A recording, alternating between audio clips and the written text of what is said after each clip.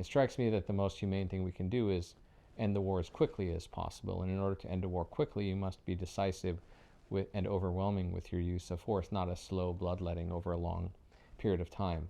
But it would have been insane, I think, in 1944 to say, well, this can't go on any longer because look at the terrible price. And indeed, a terrible price was paid by many, many, many civilians, completely innocent Germans and Japanese.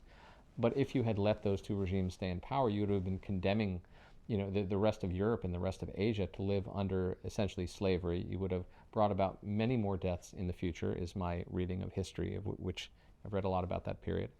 And that would have been a terribly cruel thing to do. So sometimes you're caught between a rock and a hard place where there's only bad options, but one bad option is infinitely better than the much worse option.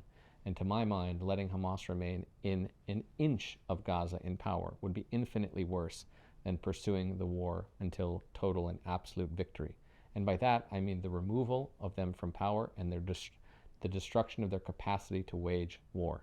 So if they continue to smuggle in weapons from Egypt into Gaza, if they continue to have some presence, if Qatari money continues to support them, and in 3 or 4 or 5 years they return to power, we will have failed mightily. So therefore we must defeat them, and we must stay as long as necessary in order to ensure that they never, ever, ever rise again.